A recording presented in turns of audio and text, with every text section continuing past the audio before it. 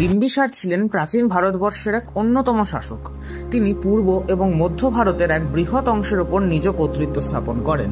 তিনি শুধু একজন শক্তিশালী শাসকই ছিলেন না, ছিলেন একজন দক্ষ কূটনীতিজ্ঞ এবং বুদ্ধের অন্যতম প্রধান পৃষ্ঠপোষক।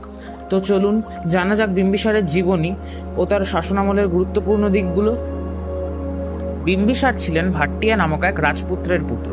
তার জীবন ও সিংহাসনে আরোহণের সময়কাল নিয়ে বিতর্ক আছে। কোনো কোনো মতে তিনি সিংহাসনে আরোহণ করেন 543 খ্রিস্টপূর্বাব্দে ও 492 খ্রিস্টপূর্বাব্দে পর্যন্ত রাজত্ব করেন। আবার অপর একটি মত অনুযায়ী তার রাজত্বকাল 457 খ্রিস্টপূর্বাব্দ থেকে 405 খ্রিস্টপূর্বাব্দ পর্যন্ত বিস্তৃত। যাই হোক, অধিকাংশ মত অনুযায়ী তিনি 543 খ্রিস্টপূর্বাব্দে মাত্র 15 বছর বয়সে সিংহাসনে আরোহণ করেন এবং হর্যঙ্ক রাজবংশের প্রতিষ্ঠা করেন। তিনি একটি গ্রাম ও দুর্গ স্থাপনের মাধ্যমে মগধের ভিত্তি স্থাপন করেন, যা পরবর্তীতে এই বংশেরই তৃতীয় শাসক উদয়নের আমলে পাটলিপুত্র মহানগরীতে পরিণত হয়। তার রাজধানী ছিল গিরিব্রজ, যা রাজগৃহ নামেই অধিক পরিচিত।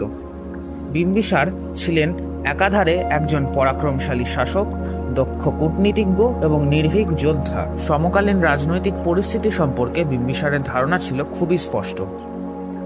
রাজা হবার পর তিনি মগধের সীমানা এবং রাজনৈতিক প্রতিপত্তি বৃদ্ধিতে উদ্যোগী হন। তিনি সঠিকভাবেই উপলব্ধি করেছিলেন পার্শ্ববর্তী অঞ্চলগুলিকে মগধের অধীনে আনতে হলে দূরবর্তী অঞ্চলগুলির সঙ্গে সুসম্পর্ক রাখা প্রয়োজন। তিনি মগধের মূল শত্রু ব্রিজির বিরুদ্ধে কৌশল ও অবন্তীর সঙ্গে বন্ধুত্বপূর্ণ সম্পর্ক স্থাপন করেন। অবন্তীরাজ প্রদ্যোতের সঙ্গে তিনি মৈত্রীমূলক সম্পর্কে আবদ্ধ হন এবং একই সঙ্গে অবন্তীর শত্রু গান্ধারের শাসকের সঙ্গেও মিত্রতা স্থাপন করেন। তিনি তার এই মিত্রতা নীতিকে আরও সফলভাবে প্রয়োগ করার জন্য কৌশলরাজ মহাকৌশলের কন্যা এবং প্রসেনজিতের ভাই কৌশল দেবীকে বিবাহ করেন এবং যৌতুক হিসেবে কাশী লাভ করেন। এই বিবাহ মগধ ও কৌশলের মধ্যে শত্রুতার অবসান ঘটায় ও অন্যান্য রাজ্যের সাথে লেনদেনের ক্ষেত্রে বিম্বিসারকে স্বাধীনতা দেয়। তিনি পরবর্তীতে বৈশালী রাজ চেতকের কন্যা চেল্লনাকে এবং পাঞ্জাবের মদ্র রাজকন্যা খেমাকে বিবাহ করেন।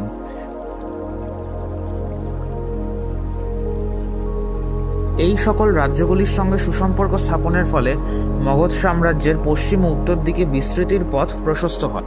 মগধ রাজ্যের সীমানা সম্পর্কে মোটামুটি নিশ্চিত হবার পর বিম্বিসার রাজ্য বিস্তারের জন্য বের হন। যোদ্ধা হিসেবে তিনি ছিলেন নিপুণ ও কৌশলী। তিনি মগধের দক্ষিণ পূর্ব দিকে অঙ্গদেশের বিরুদ্ধে সফল সামরিক অভিযান পরিচালনা করেন।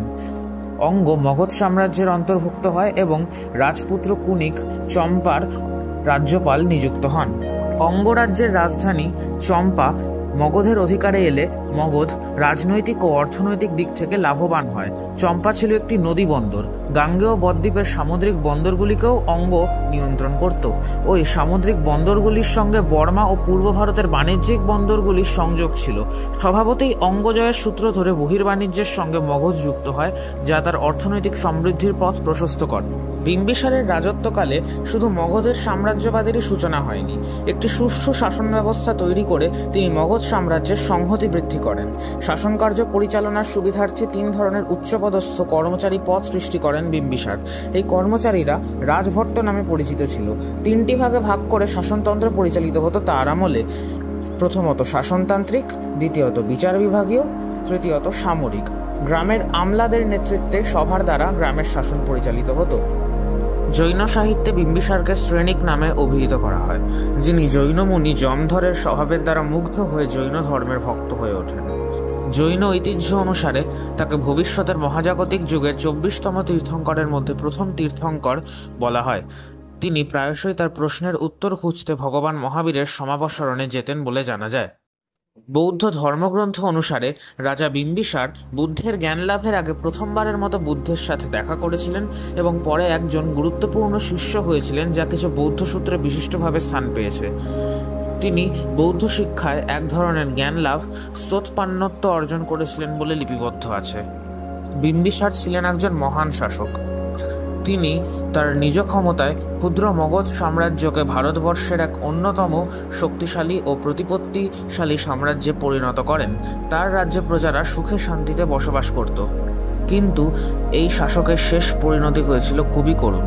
বৌদ্ধ ধর্ম অনুসারে দেবদত্ত নামক এক বৌদ্ধ সন্ন্যাসীর প্ররোচনায় বিম্বিসারকে তার পুত্র অজাতশত্রু খ্রিস্টপূর্ব 493 অব্দে হত্যা করেন এবং তার উত্তরসূরি হিসেবে আসীন হন। যদিও জৈন ধর্ম অনুসারে বিম্বিসার আত্মহত্যা করেছিলেন।